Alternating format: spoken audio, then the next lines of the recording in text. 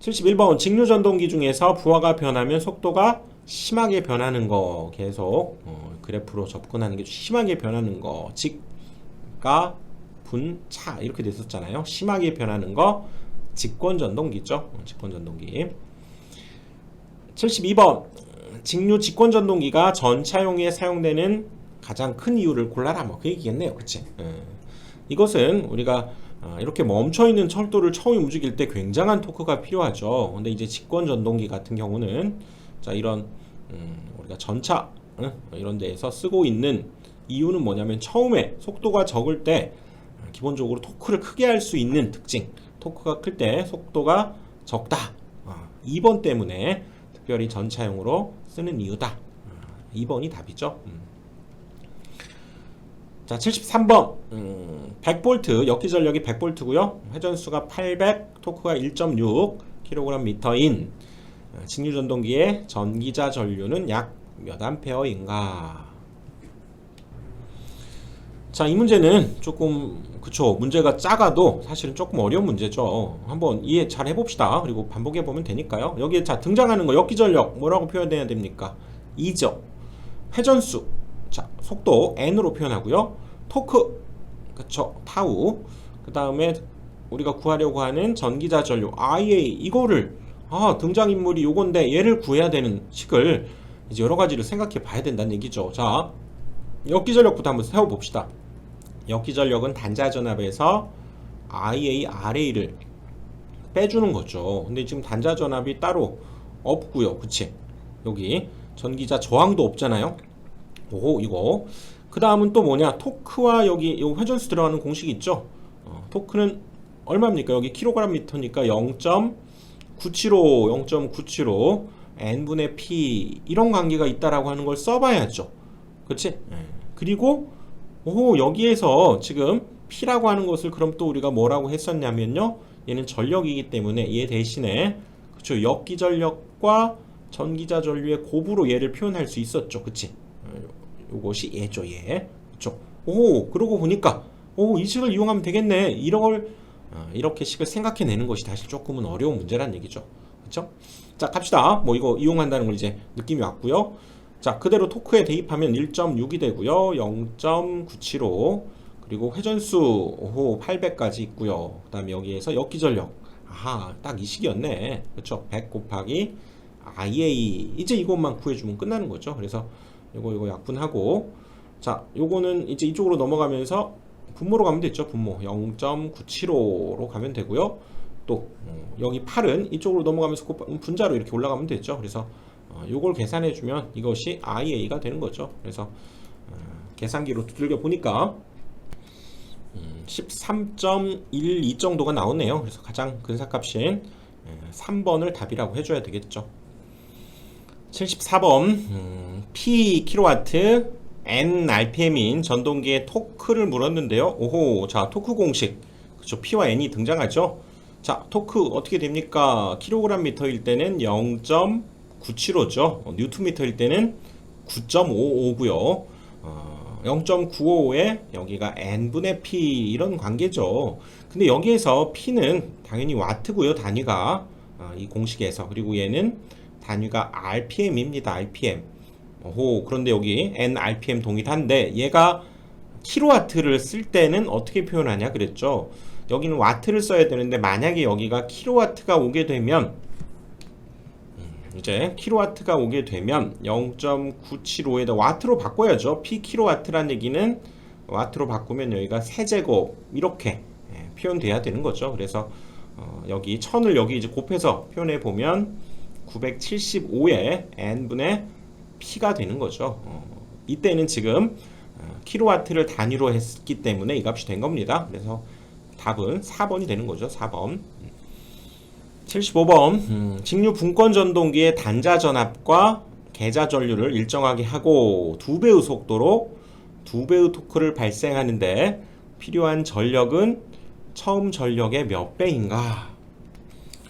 그래서 여기 뭐 계자 전류 단자 전압 일정하게 하고요. 속도가 2배가 된다. 속도를 우리가 뭘로 표현합니까? 이렇게 문자로 적어봐야 느낌이 옵니다. n이죠. n. 그 다음에 토크 타우 그렇죠? 타우 그리고 필요한 전력 P. 자, 이렇게 적고 보면 이제 이거하고 관련된 공식이 떠올라야죠. 뭡니까? 아, 토크하고 P하고 N 등장하는 거 있었죠. 뭐였습니까? 0.975 N분의 P. 아하, 토크는 0.975 N분의 P 킬로그램 미터일 때 이렇게 쓰게 되죠. 아, 이걸 이용하면 되겠네요. 그래서 자, 요 식을 P에 관해서 한번 풀어보면 얘는 분모로, 얘는 분자로 이렇게 넘어가면 되죠. 그래서 P는 여기 토크에다가 곱하기 0.975 분모로 가고요. N은 분자로 이렇게 가게 되니까, 즉 이 전력은 토크에도 비례하고 회전수에도 비례하는 성질이 있죠. 그래서 오호, 여기 2배의 속도, 그렇죠? 2배의 속도니까, 즉 요것은 타우와 n의 곱에 비례한다, 이렇게 할 수 있죠. 그러니까 여기가 속도도 2배, 토크도 2배 이렇게 되니까 결국 4배가 된다, 이렇게 답을 해야 되겠죠. 76번. 자, 무부하 전압이 220, 전격 전압이 200인 발전기의 전압 변동률을 구해봐라 그랬죠. 여기에서는 지금 무부하 전압, 그럼 우리가 그쵸, 부하가 없을 때 그래서 V0 이렇게 표현하기로 했고요. 전격 전압 VN 그럴 때, 자, 전압 변동률 뭐였습니까? 정들었을 때와 무정할 때 이거였죠. 그래서 전격 전압분의 무부하 전압 마이너스 전격 전압 이거였죠. 기호로는 전격 전압분의 무부하 전압 마이너스 전격 전압 곱하기 100이 되는 거죠. 그래서 뭐 그대로 여기 정의를 외우고 있으면 되겠네요. 자, 전격 전압 200이죠. 여기 200이고요. 요것이 무부하 전압 220V 마이너스 전격 전압 200V 곱하기 100을 해주면 되겠습니다. 여기가 20이 되니까요. 이거 약분하면 여기가 10이 되어서 또 약분하면 10%가 답이 되겠네요. 답은 1번이 되죠. 1번. 1번 있죠. 3번이 아니고 10%. 1번이 맞습니다. 자, 77번. 직류 분권 전동기의 기동 시에 계좌 저항기의 저항값은 어떻게 둬야 되는가? 자, 분권 전동기 이렇게 생겼었죠. 분권 전동기 이렇게 생겼었을 때, 자, 처음에 계좌 저항 이렇게 있다면 이 값을 어떻게 해야 됩니까? 우리가 전동기 처음에 기동할 때 토크가 상당히 중요하죠. 토크, 그렇죠? 그래서 토크는 K-phi IA 이렇게 됐었죠. 그렇죠? 그래서 이 토크를 키우려면 이 자속이 어떻게 돼야 됩니까? 당연히 커야죠. 이게 큰다는 얘기는 결국 여기에 흐르는 전류를 세게 해서 자속을 많이 발생해야 되니까, 이 전류를 많이 흐르게 하기 위해선 이 저항을 어떻게 해야 됩니까? 최소 0으로 해두는 게 좋겠죠. 그렇죠? 1번이 답이죠. 1번. 그리고 기동 시에 우리가 전류가 또 많이 들어가기 때문에요. 전기자 저항은 최대로 하는 것이, 그렇죠? 기동 전류를 최소화하는 또 방법도 되죠. 이것도 기억을 해봅시다. 자, 78번. 직류 전동기의 속도 제어법에서 정출력 제어에 속하는 것은 뭐 공부했었던 내용이죠. 전압 제어는 광범위한 속도 조정이 가능하고 운전 효율이 가장 좋지만 비싼 단점이라고 그랬고요. 계좌 제어가 정출력입니다. 계좌가 정출력이고요. 가변 속도 제어 할 수 있고요. 저항 제어 효율이 나빠서 거의 사용하지 않는다고 그랬죠. 계좌 제어가 정출력, 계좌 제어가 정출력. 그래서 1번이 답이죠. 1번. 79번. 직류 전동기의 속도 제어 방법 중에서 광범위한 속도 제어 방금 했죠. 효율이 가장 좋은 것은 전압 제어였죠. 전압 제어. 4번. 80번. 전압 제어가 아닌 것은 그랬네요. 자, 뭐 다시 볼까요? 우리 이 직류 전동기 속도 제어에서 전압 제어는 월드 네오나드 방식이고요. 유도 전동기 출력 전압을 이용하는 방식이었고요.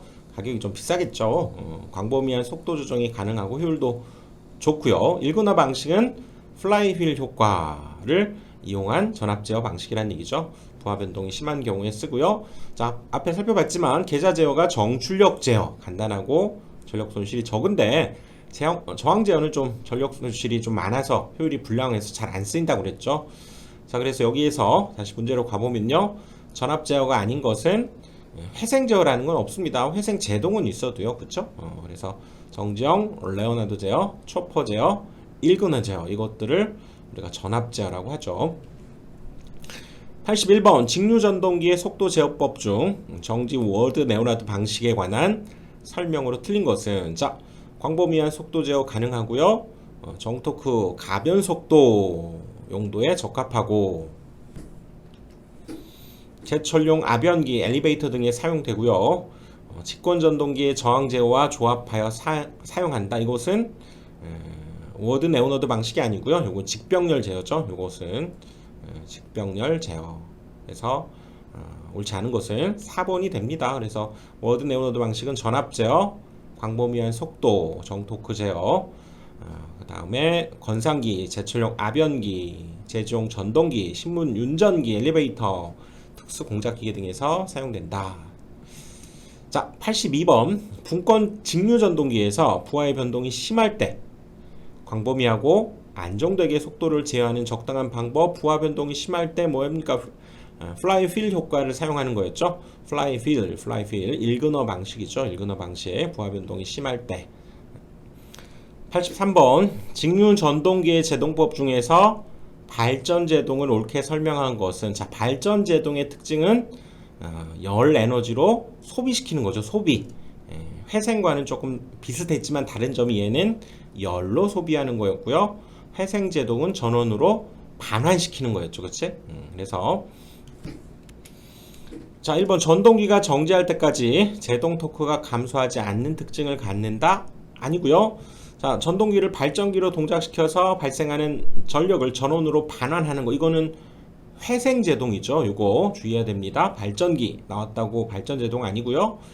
전원과 분리한 후 외부에 접속해서 전동기의 운동에너지를 열에너지로 소비 이게 바로 발전제동을 나타내는 거죠. 자 운전 중인 전동기의 전기자 접속을 반대로 접속 이게 역전제동이죠. 이것은 그렇죠? 자 역전제동, 발전제동, 회생제동 방금 뭐 살펴본 내용이고요. 자 84번 직류 분권 전동기의 공급 전압의 극성을 반대로 하면 회전은 어떻게 되는가? 자 이거 뭐 여러분들 아시지만 다시 한번 해봅시다. 이런 분권 전동기가 있었는데요. 그렇죠? 원래 여기에서 이것을 우리가 회전 방향을 바꾸려면 이 둘 중에 하나만 극성을 바꿔줘야 되죠. 그렇죠? 얘를 바꾸든지 얘만 바꾸든지 해야 되는데 여기에서 자 플러스 마이너스 이렇게 들어가면 자 봅시다. 여기도 플러스 마이너스 여기도 플러스 마이너스 이렇게 돼서요. 그렇죠? 이 상황에서 자 극성을 우리가 전원의 극성 그렇죠? 여기 마이너스 플러스 이렇게 바꿔버리면 여기 또 마이너스 플러스 이렇게 되면서 사실상 이 둘의 관계가 극성이 안 바뀌는 관계가 돼버린다는 거죠. 즉 회전 방향이 바뀌지 않는다는 거죠. 변하지 않는다. 1번이 되는 거죠. 둘 중에 하나만 바꿔야 됩니다. 이렇게 공급 전압 자체를 바꿔버리면 둘 다 바뀌어버리니까 회전 방향은 변하지 않는다. 1번이 됐죠. 85번 직류기의 철선에 관한 설명 중 옳지 않은 것은 자 철선 히스테리시스손과 그쵸 히스테리시스손과 와류손이 있었죠. 와류손 이걸 합해서 철손이다 이렇게 얘기했고요. 이건 뭐 규희 성화를 생각해야 되겠죠. 규희 성화 규손은 히스테리시스 손실을 감소시키고요. 성층은 와류손을 감소시키는 거였죠. 철손에는 풍손 와전류손, 저항손이 있다? 그렇지 않죠. 히스테리시스손과 와류손이죠. 일단 이것이 옳지 않네요. 풍손과 마찰손, 이거는 기계손이죠. 기계손. 그렇죠? 이거 옳지 않죠. 저항손도 옳지 않죠. 이건 동손이 되는 거죠. 전기자 철심에는 철손을 작게 하기 위해서 규소강판. 그렇죠? 히스테리시스손을 감소시키는 게 규소인데 히스테리시스 자체가 철손이니까 이것도 맞는 거죠. 규소를 놓게 되면 히스테리시스손이 감소한다. 맞고요. 철에 규소를 넣게 되면 전기 저항이 증가하고 와류손이 감소한다. 그렇죠? 규소 자체가 와류손을 좀 감소시키는 즉 철손을 감소시키는 역할도 한다는 거죠. 이것도 맞습니다. 자 1번이 옳지 않죠. 86번 자 직류기의 효율이 최대가 되는 경우는 다음 중 어느 것인가 그랬는데 일단 효율 최대가 되는 거 뭐였습니까? 우리가 무부하손, 그쵸? 무부하손과 부하손이 같을 때, 부하손이 같을 때 효율은 최대가 된다고 그랬고요. 무부하손은 부하에 상관없기 때문에 이건 정해져 있는 거죠. 고정손이라고도 하고요. 또 부하손은 부하에 따라서 변할 수 있기 때문에 가변손 이렇게 얘기하죠. 가변손. 이것들이 같을 때 뭐 이걸 찾아주면 되겠는데요. 여기 보시면 여기 4번에 있네요. 고정선과 부하손 이렇게도 얘기할 수 있기 때문에 고정선과 부하손이 같을 때 4번이 답이 되겠네요. 자, 직류전동기의 규약 효율을 이거 뭐가 생각해 나야 됩니까? 이론 강의에서 얘기했죠. 출발 전입 그래서 출발 전입에서 발전기 그 다음에 변압기 이런 것들은 출력을 기준으로 우리가 규약 효율을 표현해 줘야 되고요. 전동기는 입력을 기준으로 우리가 표현을 해줘야 되죠. 그러니까 전동기 규약 효율에서 일단은 출력 있는 것 자체가 일단은 틀렸습니다. 그쵸? 그래서 딱 봐도 이거는 그것만 봐도 3번인데 자 일단은 효율 자체는 뭡니까? 원칙적으로는 입력분의 출력을 나타내는 거죠. 곱하기 100인데 전동기는 입력을 우리가 가지고 표현해야 되기 때문에 여기 입력은 그대로 놔두고요. 곱하기 100도 놔두고 그렇다면 출력 자체는 뭡니까? 출력은 입력에서 손실을 뺀 거죠. 손실. 그쵸? 입력 자체가 출력과 손실을 더해 준 것이 입력이니까. 그쵸? 그렇게 해서도 3번이 답이 되는 거죠. 다음 중 DC 서버모터의 제어 기능에 속하지 않는 것은 그랬네요. DC 서버모터. 자, 위치, 방향, 자세, 각도 이런 것들을 제어하는 용도고요. 전압이나 전류를 이용해서 속도 제어도 가능하다는 거죠. 자, 이게 일단 핵심 포인트가 되고요. 역률 제어는 안 된다는 거지. DC인데, 직류인데 역률이 있습니까? 그렇지 않죠. 역률 제어는 안 되는 거죠. 그치? 자, 89번 스태핑 모터의 특징을 설명한 것으로 옳지 않은 것은 자, 스태핑 모터 한번 살펴볼까요? 전기적인 이런 펄스 신호에 의해서 일정한 각도만큼 회전하고 높은 정확도로 정지한다고 그랬죠. 이렇게 펄스가 주어질 때마다 이렇게 그렇죠? 각을 지으면서 딱딱딱 각만큼 회전하는 스텝을 밟듯이 움직여서 스태핑 모터라고 한다고 그랬죠. 그래서 전기 신호를 받아서 회전 운동으로 변환하고요. 기계적으로 이동하는 전동기이고 입력되는 전기 신호에 따라서 규정된 각도만큼씩 회전하고 전동기 출력을 이용해서 속도, 거리, 방향을 정확히 제어하고요. 자동 제어 장치에 활용되고 있죠. 효율도 좋고 큰 토크 특성을 가지고 있습니다. 그래서 모터의 가동 부분이 없으므로 보수가 용이하고 신뢰성이 좋다. 피드백이 필요치 않아서 제어계가 간단하고 염가이다. 맞고요. 회전각 오차는 스태핑마다 누적되지 않는다. 맞고요. 모터의 회전각도는 펄스는 펄스 수에 반비례하는 게 아니라 펄스 수만큼 그쵸? 비례하게 되는 거죠. 이것이 옳지 않은 거고요. 나머지 것들은 이제 스태핑 모터의 특징으로서 문제를 통해서 좀 기억을 해 두십시오. 자, 그래서 이번 강의는 여기까지 하고요. 자, 직류기 강의를 마치고요. 다음 강의로 넘어가겠습니다.